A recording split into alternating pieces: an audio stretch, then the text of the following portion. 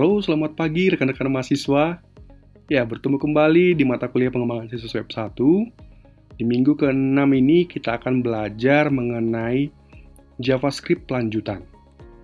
Nah, untuk outline di minggu ini kita akan belajar mengenai loop atau perulangan. Kemudian kita akan belajar mengenai function, penggunaan function di dalam JavaScript seperti apa. Dan topik yang terakhir yaitu adalah regular expression, object, dan array. Ya, dalam konteks di sini adalah penggunaan di JavaScript. Nah, kita masuk ke agenda pertama, penggunaan loop.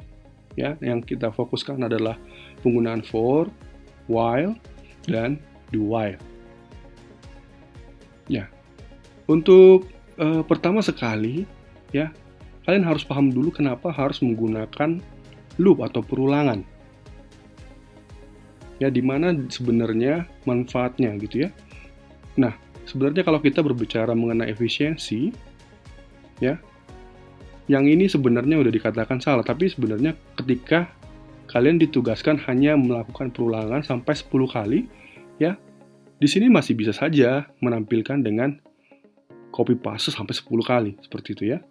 Nah, bagaimana jikalau ya hal yang sama ya diberikan tugas kepada kalian untuk melakukan perulangan sebanyak 1000 kali.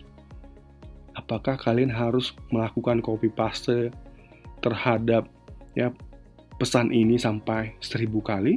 Ya, tentu tidak ya. Jadi seperti yang sudah kalian pelajari di mata kuliah dasar pemrograman, ya, logikanya hampir sama. Penggunaan loop di JavaScript itu untuk membantu atau untuk memberi efisiensi ketika kita ya membuat perulangan terhadap sebuah statement. Ya, yang kita gunakan di sini adalah penggunaan for. Ya. For di sini ya bedakan dengan sebelumnya ya. Kalau misalnya kalian pelajari dalam dasar pemrograman ya, counter ini harus diinisiasi dulu. Data type-nya apa? Ya, untuk di JavaScript ya, kita tidak perlu. Ya, sama seperti yang kita pelajari di minggu-minggu sebelumnya, variabel ini langsung kita instansiasi dia 0, kemudian counter lebih kecil dari 1000, kemudian counter plus plus. Ya, ini statementnya dia akan menuliskan perulangan ke ya sebanyak jumlah yang ada di sini. Ya, maka akan tampil seperti yang sebelumnya sampai dia 1000 kali. Ya. Nah, kalau kita berbicara mengenai flowchart dari penggunaan loop dalam for, ya, di sini kita bisa lihat mulainya. Kemudian pertama sekali instansiasinya adalah counter sama dengan 0, ya. Kemudian di sini ada pengecekan, ya, jikalau dia masih lebih kecil dari 1000, maka lakukan statement yang ini, ya. Kemudian dia akan nambah counternya, ya. Jika yes, dia akan masih masuk pengecekan, ya, dan seterusnya sampai memang ya bayangkan ya 1000 kali perulangan. Nah, ketika sudah lewat atau tidak memenuhi, ya, dia akan selesai. Dia akan keluar dari perulangannya.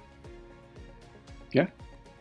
Nah, untuk loop statement di sini, ya, seperti yang sudah kita ketahui tadi dari latar belakangnya kenapa kita harus menggunakan loop. Ya, loop itu adalah sebuah komen untuk melakukan atau mengeksekusi perulangan ya sampai spesifikasi atau kondisi sudah terpenuhi. Ya. Sini ada 3 hal untuk tipe dari perulangan di JavaScript. Ada while statement, ada do while statement, ada for statement. Ya, sebenarnya juga ada for in, ya. Kemudian ada juga for each, ya. For each ini biasanya kebanyakan nanti digunakan untuk array, ya. For in juga untuk array. Nah, sedangkan berikutnya adalah ya statement-statement yang biasa digunakan dalam loop.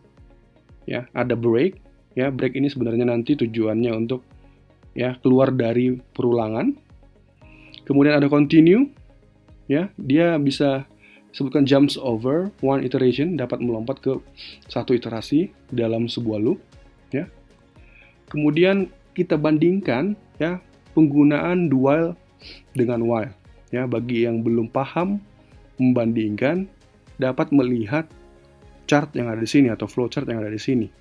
Ya, kalau algoritmanya ya untuk do while dia dilakukan dulu, ya, misalnya 1 tambah 2, dia dilakukan dulu penambahan tersebut, kemudian dicek kondisinya. Ya, kalau masih memenuhi kondisi, selama dia masih ya true atau selama memenuhi kondisi ini, ya dia akan melakukan tasknya, ya akan berulang di sini. Nah, ketika sudah tidak memenuhi kondisi, maka perulangannya akan berakhir, ya. Nah, sedangkan di sini while loop, dia di sini diperiksa dulu, ya kondisinya seperti apa, ya. Kalau memang masih benar, dia akan melakukan tasknya, ya. Kalau misalnya tadi 1 tambah 1 misalnya, dia akan melakukan perulangan terus, ya sampai dia memang tidak memenuhi kondisi ini. Ya, dia akan berakhir pada kondisi yang tidak dipenuhi. Jadi dalam artian tasknya tidak dilakukan duluan. Ya, bedakan sama yang dual tadi. Dual ini dia dilakukan atau dieksekusi dulu tasknya. Ya, penambahannya kalau contoh tadi penambahan.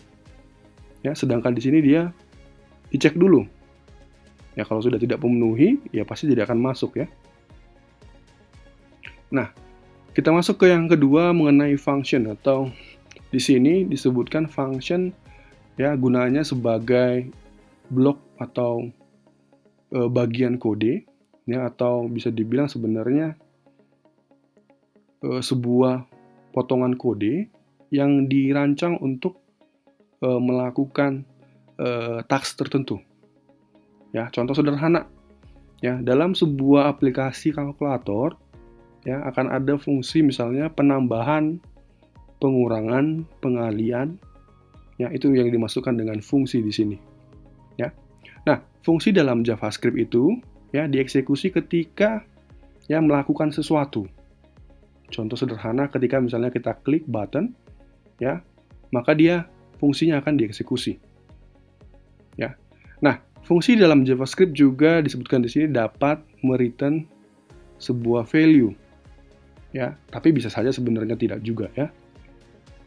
Nah, untuk variabel dideklarasikan yang di dalam JavaScript function akan menjadi lokal variabel ya dan hanya dapat diakses di dalam fungsi tersebut saja.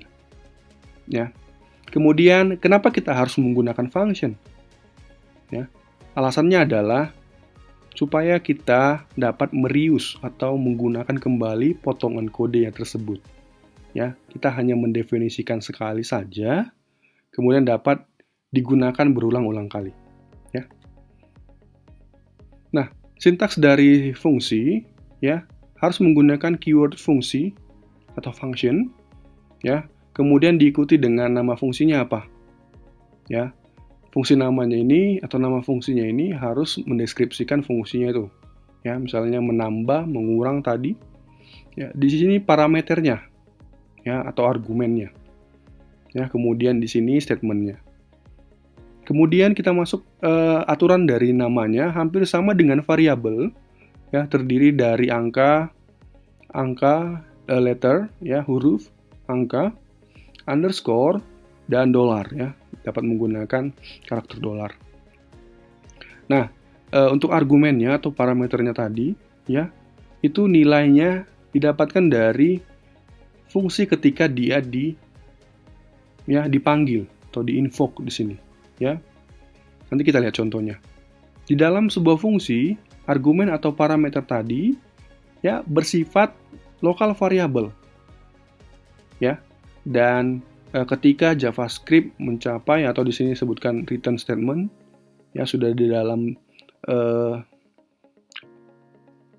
bagian return ya maka fungsinya akan langsung otomatis ya stop dieksekusi. Nah, kita masuk ke contoh dari penggunaan fungsi. Di sini fungsi untuk melakukan konversi dari Fahrenheit ke Celsius. Ya. Nah, di sini ada paragraf dengan ID demo, ya seperti biasa. Kemudian kita menggunakan tadi JavaScript ya. Nah, untuk penamaan fungsi, perhatikan di sini dia menggunakan nama to Celsius, kemudian argumennya atau parameternya F, ya. Kemudian kita langsung return. Ya, return nilainya atau value-nya. Kemudian kita gunakan rumus ya untuk melakukan konversi dari Fahrenheit ke Celsius. Ya, inputannya ini atau masukannya atau parameternya tadi dikurang 32 dikali ya 5 bagi 9 ya. Kemudian di sini pemanggilan dokumen .getElementById ya dengan ID demo tadi. .innerHTML sama dengan kita panggil fungsinya. Cara memanggil fungsi dengan cara seperti ini. Ya, to Celsius, kemudian kita masukkan nilainya. Apa ya? Nilai berapa yang mau kita convert? Ya, di sini 77. Ya, kemudian titik koma, kemudian penutup dari script. Ya, sehingga hasilnya nanti 77 kurang 32 dikali 5 bagi 9. Ya. Nah, contoh berikutnya di sini juga sama seperti yang sudah sebelumnya kalian pelajari di minggu kelima. Ya, di sini pengecekan waktu. Ya, apakah dia good day atau good evening. Ya, dengan menggunakan fungsi. Fungsinya ya dieksekusi ketika button itu diklik. Ya, makanya tadi saya bilang tadi ya, fungsi itu berjalan ketika ada eventnya. Ya, di sini button on click. Kita panggil fungsinya ya, my function. Kemudian di sini tanpa menggunakan parameter. Ya. Parameternya dari mana? Dia di sini menggunakan tadi ya, yang kita pelajari sebelumnya itu dia menggunakan date, object date. Nah, kita masuk ke topik terakhir ya mengenai regex, object dan array. Ya, regex itu apa? Di sini regular expression ya, panjangannya adalah kumpulan dari karakter di mana dia dapat membentuk sebuah pola ya yang dapat digunakan untuk melakukan search dalam teks, kemudian dapat melakukan operasi replace atau menggantikan teks tersebut. Nah, biasanya implementasi dari regex ini dapat melakukan validasi terhadap data. Ya, contoh sederhana ya untuk melakukan validasi email. Ya, email itu akan ada biasanya penggunaan tanda @ ya. Kemudian domainnya apa? Ya, Gmail contohnya baru .com seperti itu. Nah, kalau berbicara mengenai mind map dari regex, ya, regex itu ditemukan pada tahun 1951 oleh Stephen Coe. Ya. Regex itu contoh programnya itu biasanya digunakan di AWK, Linseed ataupun Grep. Ya. Dan manfaatnya adalah tadi ya, pencarian teks, ya, dapat mencocokkan teks dengan pola-pola tertentu, ya, dapat memanipulasi teks juga, dan juga terakhir ya tadi ya, validasi data. Contoh teks itu akan berupa pola, ya. Di sini contoh sederhana penggunaannya, ya, ini penggunaan misalnya simbol-simbol, kemudian ini dapat menggunakan range, ya, hanya 2 misalnya panjangnya, ya, teksnya. Kemudian di sini adalah penggunaan teks yang huruf kapital. Nah, contoh di sini untuk penggunaan regex validasi untuk melakukan validasi password ya. Seperti yang kita ketahui password itu ada karakteristiknya ya. Jadi ada syarat minimum. Misalnya di sini kita sebutkan panjang passwordnya itu minimal 8 karakter, kemudian harus mengandung huruf kapital, angka dan simbol. Nah, di dalam penggunaan input ya, input type di sini password, kemudian name-nya password juga, kita tambahkan pattern-nya ya untuk pola regexnya dengan cara seperti ini ya. Ini tadi untuk mengecek simbol ya, apakah dia teks tersebut mengandung simbol. Kemudian di sini dia mengandung huruf kecil ya. Kemudian huruf kapital ya. Kemudian di sini dia minimal 8 karakter. Ya. Kemudian penggunaan JavaScript di sini sebenarnya lebih ke arah ya, dia menginstansiasi password field, ya, konstanta password field, kemudian query selector, ya, dia mengambil nilai dari ya di sini name password, ya, di sini yang ini ya inputnya tadi. Nah, ketika kita dengan listener, perhatikan ya, add listener, event listener, key up, ya, ketika kalian mengetikkan inputan nilai, ya. Key up itu dalam arti keyboard up, ya. Ketika kita ketikkan huruf atau angka di sini, maka langsung dilakukan pengecekan secara otomatis, ya, tanpa harus mengklik dulu, ya. Karena kita tidak panggil dia di dalam buttonnya atau input type-nya, submit-nya, ya. Di sini dia melakukan validasi. Ketika dia error, ya, akan menampilkan pesan error. Ketika dia benar, ya, akan menampilkan display none, ya, tidak ada pesan errornya. Yang berikutnya kita masuk ke JavaScript object dan array, ya. Kalian harus dapat membedakan, ya, apa itu JavaScript object dan apa itu JavaScript array, ya. Sebelumnya kita pahami dulu mengenai apa itu objek, ya. Di mata kuliah RPL kalian sudah belajar mengenai kelas diagram. Ya, kelas diagram itu disebutkan, ya, kelas merupakan blueprint dalam sebuah objek. Ya, kalau kita berbicara di kehidupan nyata, ya, objek itu bisa berupa orang atau person. Ya, di sini contoh ini mobil. Ya.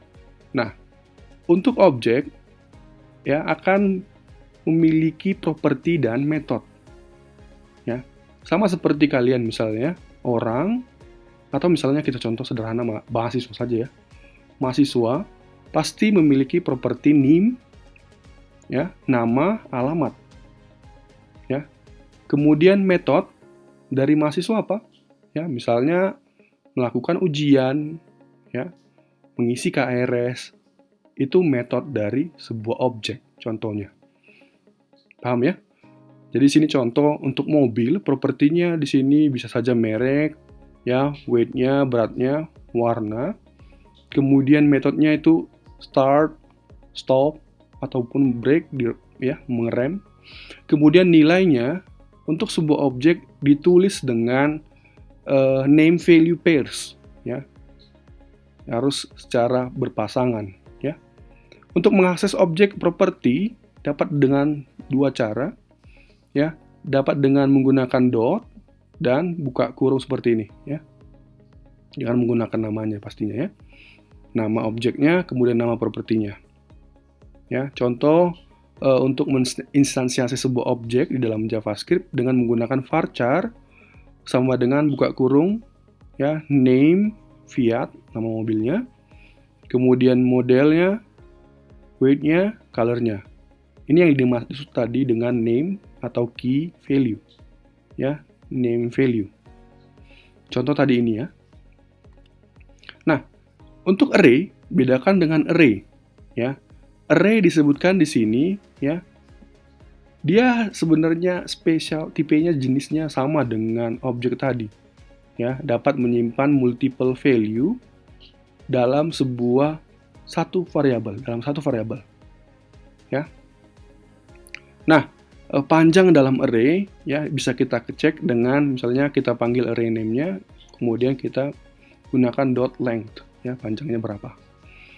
Nah, untuk mengakses elemen-elemen atau isi atau value dari array, kita dapat menggunakan index number.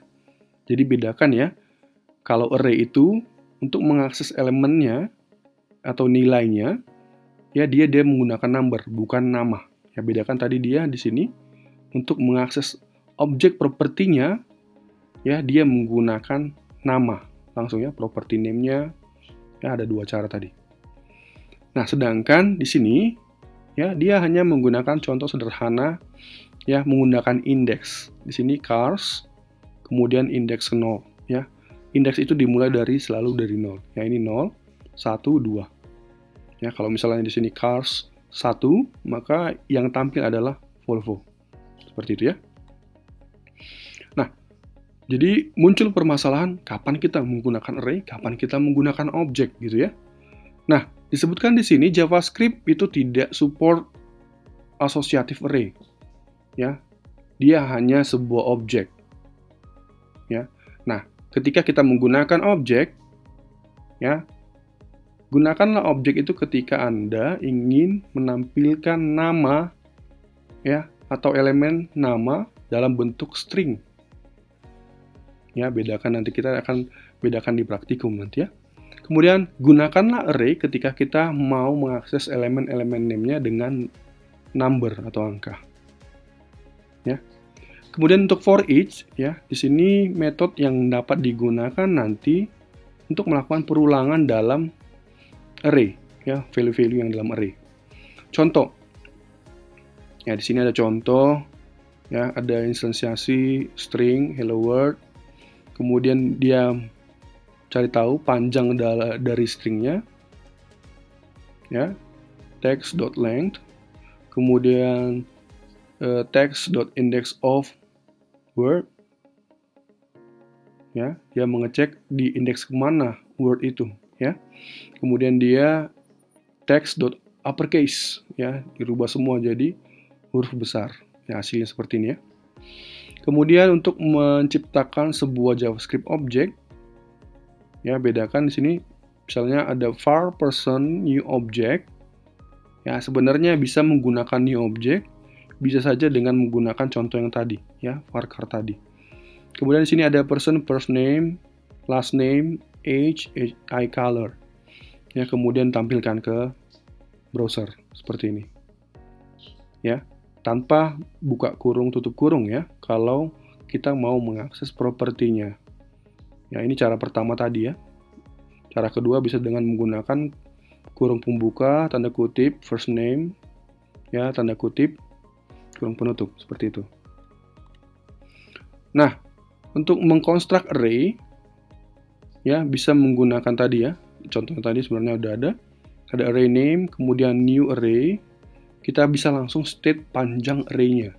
Ya, contoh di sini employee sama dengan new array, kita sudah langsung state panjang dari array-nya adalah sebanyak 5. Ya. Kemudian kita bisa state atau deklarasi bahwa array yang ke-0 itu adalah Bill, array yang pertama Bob, array yang kedua Ted.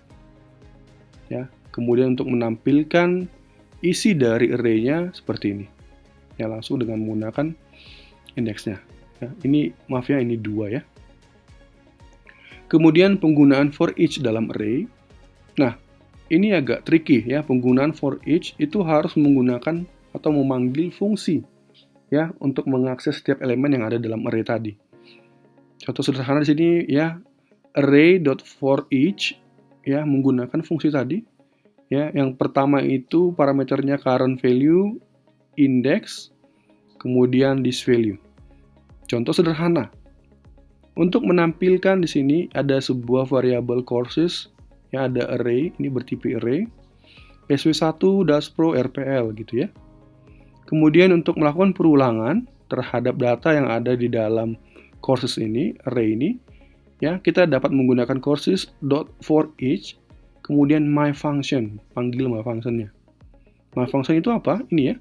MyFunction item index, ya, kemudian dokumen getElementByDemo, yang ini demo tadi, paragraf, inner HTML, index sama dengan item, ya, untuk menampilkan ke browser. Maka akan muncul datanya seperti ini. Ya, indeks ke-0 itu PSW, ke-1 -pro, kedua RPL, ya, sesuai dengan ya yang ada data-data yang ada di sini. Nah, di dalam array bisa ada array lagi. Ya, contoh sederhana di sini ada junk, variabel junk, kita tambahkan new array. Ya, di sini banyak tipe datanya ya. Semua hampir tipe data di sini. Ya, ada string, ada integer, ada double, ada boolean, ada null. Ya, kemudian ada lagi nih, new array, ya. Ini yang dimasukkan array di dalam array. Nah, untuk mengakses array yang pertama di sini, kita hanya perlu buka kurung seperti ini ya. Junk misalnya, buka kurung 0. Sedangkan untuk mengakses array yang di dalamnya, kita dapat mengaksesnya juga dengan menggunakan 2 kurang buka tutup kurungnya, ya. Seperti ini ya, junk 7, kemudian 0. Ya, kita tinggal sesuaikan urutannya. Nah, untuk metode yang digunakan di dalam array, ya, Di sini toString dapat mengkonvert array menjadi sebuah string yang nanti dapat dipisahkan dengan koma. Ya, contoh penggunaan array fruits di sini. Ya, ada fruits, kemudian ada banana, orange, apple, mango atau jenis-jenis buah-buahan lainnya, ya. Kemudian di sini untuk mengkonvertnya, ya, menggunakan dokumen .getElementById. Jadi asumsi kalian sudah sebutkan di atas di HTML-nya paragraf ID demo. Kemudian .inner HTML fruits, ya langsung aja .toString seperti itu. Maka hasilnya adalah banana, orange, apple, mango. Ya, dipisahkan dengan tanda koma. Ya, sama halnya dengan fungsi toString, join juga bisa seperti itu. Tapi join ini, ya, kita dapat menggunakan separator atau ya perantaranya ini dengan karakter yang kita sukai atau yang kita inginkan. Ya, dengan cara seperti ini ya, sama seperti ini tadi, tapi kita menggunakan keyword join, ya, kemudian gunakan separator yang kalian inginkan. Ya. Kemudian ada metode popping dan pushing. Ya. Ketika kita bekerja dengan array, ya, untuk memodifikasi elemen dari array, atau di sini disebutkan remove dan menambahkan elemen-elemen baru, kita dapat menggunakan fungsi yang ini, ya. Ada pop, itu untuk meremove, ya, meremove bagian akhir elemen dari array. Perhatikan ya, di sini bagian akhirnya di remove. Sedangkan push itu menambahkan data nilai elemen baru dalam array ke bagian akhirnya. Ya. Nah, bedakan dengan penggunaan shift dan unshift. Ya, di sini hampir sama, ya. Tapi ya bedanya adalah dia meremove di sini, yang di remove-nya adalah first array element. Yang di bagian paling awal array. Ya, kebalikan dari pop, ya. Di sini last. Sedangkan unshift ini kebalikan dari push, ya. Dia menambahkan di awal, ya. Jadi kebalikan dari yang kedua ini. Nah, ada lagi satu metode yang perlu kalian ketahui, yaitu splice. Ya, splice di sini metode yang digunakan untuk menambah elemen-elemen ke dalam sebuah array, ya. Kemudian dapat juga mendelete elemennya. Ya, contohnya sederhana di sini penggunaan splice. Ya, di sini button on click my function, dia memanggil fungsinya. Kemudian ada di sini array fruits, ya, seperti yang tadi banana, orange, apple, mango. Kemudian dokumen getElementById demo 1. Inner ini original array-nya, ya. Ini menampilkan data-data array-nya semua. Kemudian di dalam my function atau di fungsinya kita akan menampung di sini sebuah variabel yang mau kita tambahkan. Ya, ada lemon dan kiwi yang mau kita tambahkan di dalam array-nya. Ya, di sini ini untuk yang demo 2. Demo 3 ini bagian yang kita hapus. Ya, di sini disebutkan 2. Ya, untuk yang kedua. Nah, untuk hasilnya di sini untuk yang tambah tadi lemon, kiwi. Kemudian yang dihapus adalah banana dan orange, makanya hasilnya adalah apple dan mango. Ya, itu merupakan topik terakhir dari minggu ke-6 ini. Jadi di praktikum nanti kita akan membahas mengenai penggunaan fungsi, array, ya, dan loop secara bersamaan. Dan saya harapkan kalian ya memahami bahwa programming itu disebutkan sini ya oleh Alan Turing, programming is a skill-based acquiring by practice and example rather than from books.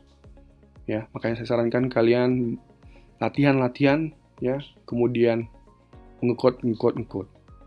Ya, itu saran saya supaya kalian memahami ya.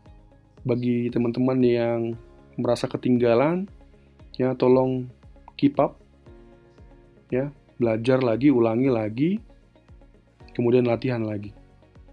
Ya, sampai di sini perkuliahan kita di topik yang terakhir. Ya, sampai berjumpa di minggu ke-7. Ya, di minggu ke-7 nanti kita akan fokus pengerjaan proyek pribadi ya untuk persiapan di minggu UTS. Ya. Sampai di sini, selamat pagi ya. Salam sehat buat kita semuanya.